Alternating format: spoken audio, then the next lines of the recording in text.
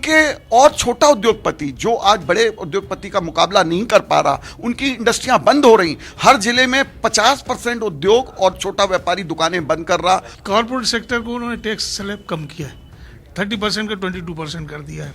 तो ये एक बहुत बड़ा कॉर्पोरेट टैक्स के जगत के लिए उन्होंने टैक्स कम किया है। ट्रांसपोर्टर्स की अगर बात करेंगे तो ये निश्चित रूप से ट्रांसपोर्टर को कोई राहत देने वाला बजट नहीं है, बल्कि निराश करने वाला। हम हर बजट के पहले ये बात की पूरे देश के ट्रांसपोर्टर उम्मीद लगा लेते हैं कि शायद इस बार डीजल को जीएसटी के दायरे में ले आएंगे। सरकार के ऊपर जितना कर्जा है और सरकार की जो खर्चे हैं, जितनी योजनाएं हैं, उसके लिए पैसा चाहिए। तो टैक्सेशन रिलीफ से हमें उम्मीद तो कमी लग रही थी और वो हुई भी। एक चुनाव का समय है तो उम्मीद थी कि टैक्स में रिलीफ होगा तो बढ़ती हुई महंगाई का मुकाबला करने वाली आम जनता को राहत मिलेगी, वो नहीं हुआ।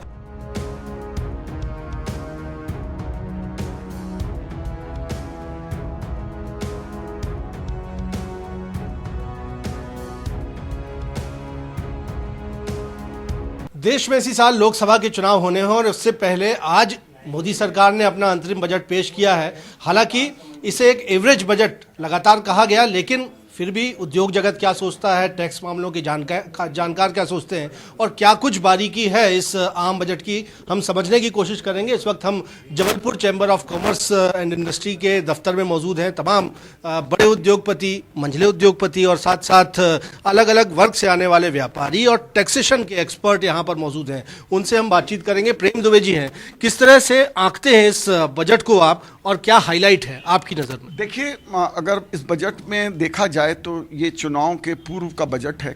सरकार कोई भी घोषणा ऐसी नहीं करना चाहती जो जुलाई माह में आने वाले बजट पे जिसका वो घोषणा करना चाहती है। तो बहुत सी उम्मीदें भारत की जनता को हैं और बजट को अगर देखा जाए तो मैं दो तरह से देखता हूँ।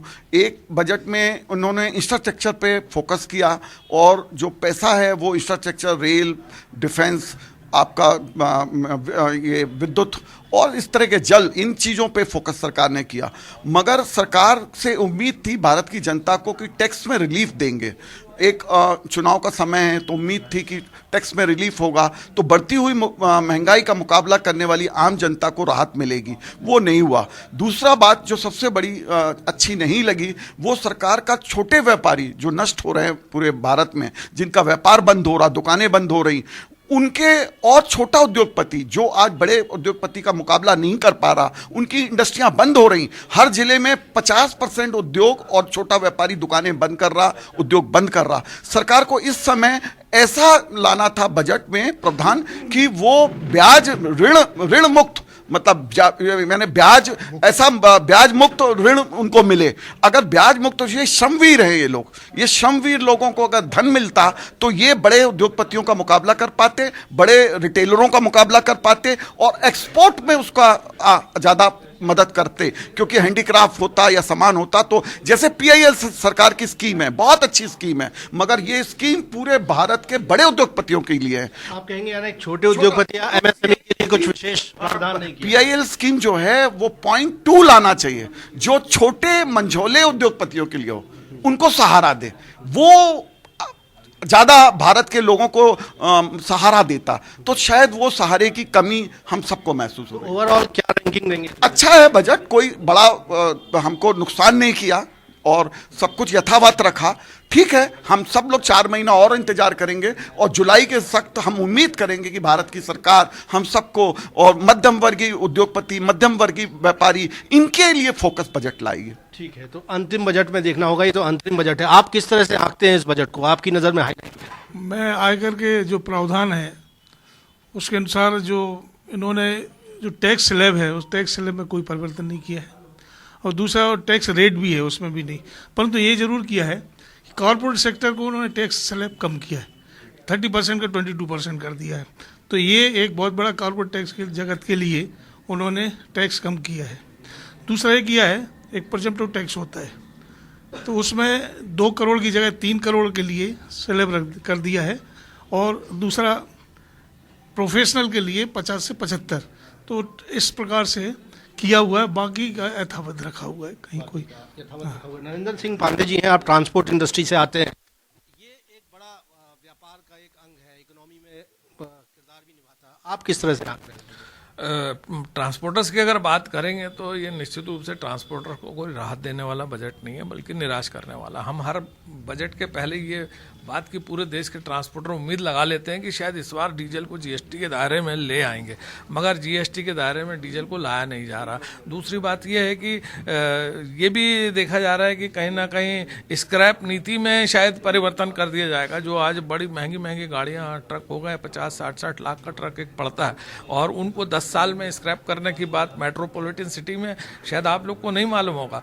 10 साल से बाद ट्रक नहीं घुस सकता दिल्ली, बॉम्बे, कलकत्ता, मद्रास में। अगर वो 10 साल से पुराना है तो 60 लाख का ट्रक और 10 साल में खत्म। 5-7 साल तो उसकी किस्तों में निकल जाते हैं, मतलब रीसेल वैल्यू खत्म, मतलब ट्रक लेने की हिम्मत कोई नहीं करेगा। ये सरकार को सोचना चाहिए। दूसरा, टोल नीति के बारे में सरकार सोचना चाहिए। ठीक है, बहुत अच्छी सड़कें बन रही हैं, लेकिन आप सोचिए ट्रक व्यवसायी तो मजबूरी है कि माल लेके जाना है, आगे खाली करना है। लेकिन आपके सेक्टर को क्या रिलीफ मिसिंग है?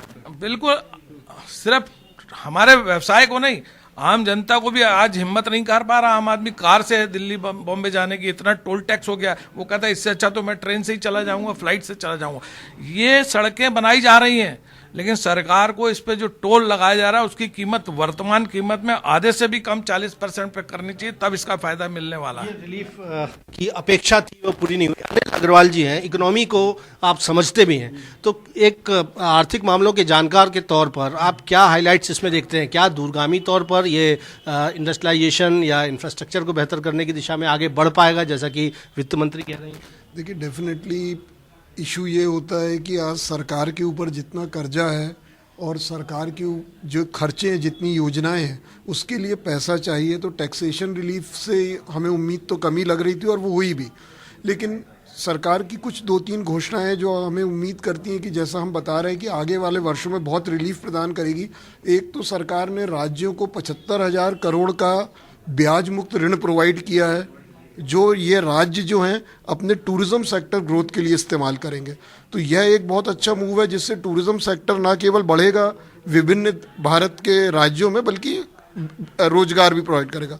दूसरा, स्टार्टअप के लिए 50,000 करोड़ का 50 साल का ब्याज मुक्त कॉर्पस बनाया है। तो यह ब्याज मुक्त कॉर्पस स्टार्टअप्स को हमारे को प्रोवाइड करेगा। तो हालांकि मध्यम वर्ग को रिलीफ नहीं है, लेकिन ओवरऑल दीर्घकालिक नीति से देखें तो उद्योगों को बढ़ाने वाला ये बजट है, उद्योगों को साथ देगा। हालांकि जब पूर्णकालिक बजट आएगा तभी इसका पूरा इंगित कर सकेंगे कि एक्चुअल में सरकार की मंशा क्या है। सरकार की मंशा क्या है? व्यापारी वर्ग किस तरह से देख रहा है? क्या राहत मिल पाई आप लोग? व्यापारी वर्ग ने काफ़ी समय से ई कॉमर्स को लेके व्यापार नीति बनाने की डिमांड रखी गई थी। हम लोगों ने सीतारमन जी को लेटर भी दिया गया था कि ई कॉमर्स को लेकर निश्चित कोई किसी तरीके की नीति बनाई जाए जिसके तहत कि जो उल्लंघन किया जाता है ई कॉमर्स को लेके वह ना हो, और छोटे छोटे व्यापारी जो इस समय बिल्कुल दुकानें बंद की कगार पे हैं उनको एक राहत मिलेगी। मोबाइल सेक्टर को लेके, इलेक्ट्रॉनिक सेक्टर को लेके सरकार ने बहुत अच्छा कदम उठाया है कि 15% ड्यूटी की जगह उसको 10% किया है। इलेक्ट्रॉनिक गुड्स सस्ते होने की उम्मीद है, आम आदमी को मिलेगा। और आज की डेट में हमारे इलेक्ट्रॉनिक और मोबाइल वर्ल्ड में तीसरे नंबर पे है जो भेजा जाता है यहाँ से बना के। मेड इन इंडिया के तहत काफ़ी योजनाएं हैं। बाकी बजट जो है लगभग कैरी फॉरवर्ड हुआ है, उसमें इनकम टैक्स को लेके किसी तरीके का कोई बदलाव देखा नहीं गया। जिस तरीके से लोगों को बड़ी उम्मीद थी, चुनावी माहौल है तो कोई अच्छा सा बजट होगा। कुल मिला के ठीक ठाक बजट है, कोई उसमें एवरेज बजट कह रहे हैं। अभिषेक ध्यानी जी, आप टैक्स को समझते हैं और आप जीएसटी को समझते हैं, क्या ये रिलीफ मिल पाई आपके और क्या रैंकिंग रही है? 2017 से लागू हुआ जीएसटी, आज तारीख तक इतने साल हो जाने के बाद भी किसी एक्ट में रिवाइज रिटर्न का प्रावधान नहीं होना अपने आप में बहुत बड़ा प्रश्न पैदा करता है।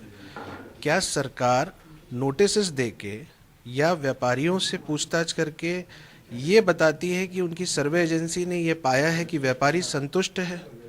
धरातल पे कैसे आप ये पा सकते हैं कि संतुष्ट है? अगर संतुष्ट है तो उसको नोटिसेस क्यों आ रहे हैं?